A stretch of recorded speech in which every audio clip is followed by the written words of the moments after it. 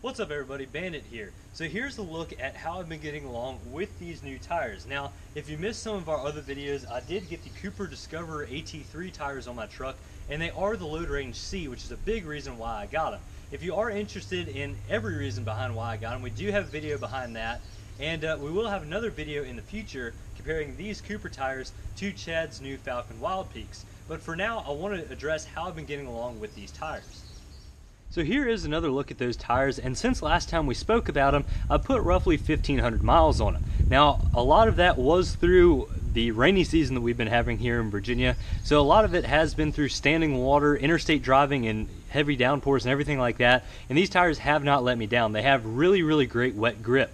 Now, I am running roughly 35 pounds of air in these, and so far it's been doing good. As you can see, it's been wearing pretty well, and overall I've been very happy with that. Now obviously time will tell on exactly how well they'll wear, but again, with that load range C, I would expect them to wear pretty decently.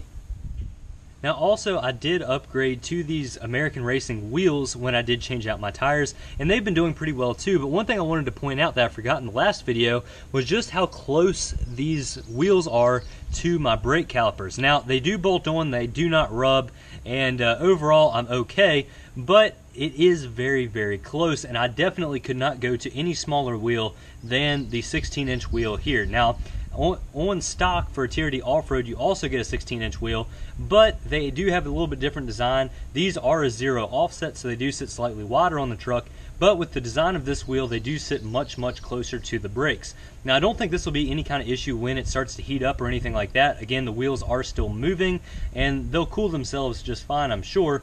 But this is something to be leery of. You know, if you would consider doing a big brake upgrade or something like that on your truck, these wheels would absolutely not work in that scenario. Now, I've also had several people ask me what I did about my spare tire. Now, this, as you can see, is the stock Goodyear spare tire in the stock location. Now, I did not upgrade this tire, and that's for a couple reasons as of now. First off, I may upgrade to the similar tire as before, but I wanted to be sure. So when I originally got these tires, I wasn't 100% sure if they would fit in the factory location, but after consulting several other Tacoma owners and looking on Tacoma World, which is always a great resource, I can confirm that they would fit. Now, again, the stock tire size here for a TRD off-road is a 265/70 R16. I upgraded to a 265/75 R16, which is the same width but roughly an inch taller, but we'll get to that here in a second.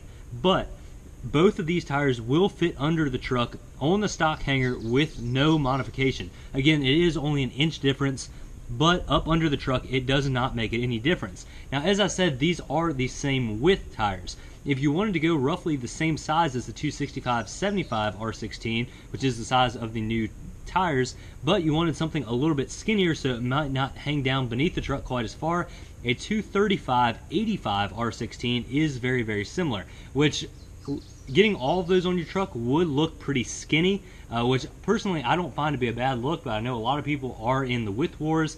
They do really like wider tires, but a 235/85 R16 would fit under your truck just fine and provide a little bit better ground clearance. However, if you would need it, say you're off-road or towing or whatever else, and you pop a tire, it would be still the same height if you would need that tire as a spare.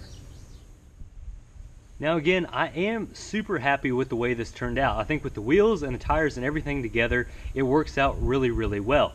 Now, 265/75 R16 is roughly a 31.5 inch tire, which is roughly 1 inch larger than stock. A lot of these trucks come with roughly a 30.5 inch tire.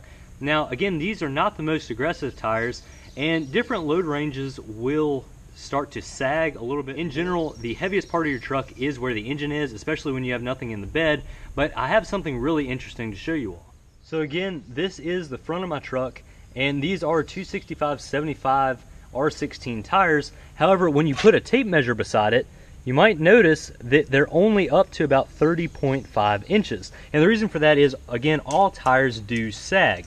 Now, they do not measure 31.5 inches when they're on your truck. Again, they do sag, and regardless of what air pressure you have in them, you're not ever going to get it to read exactly right. Now, all manufacturers do slightly vary their tire size. Some are slightly larger, than 31.5 inches. Some are slightly smaller, but this is something to keep in mind. You know, you're not going to gain, you know, a full inch or whatever you're thinking, and you don't truly have a 30.5 inch tire on your truck.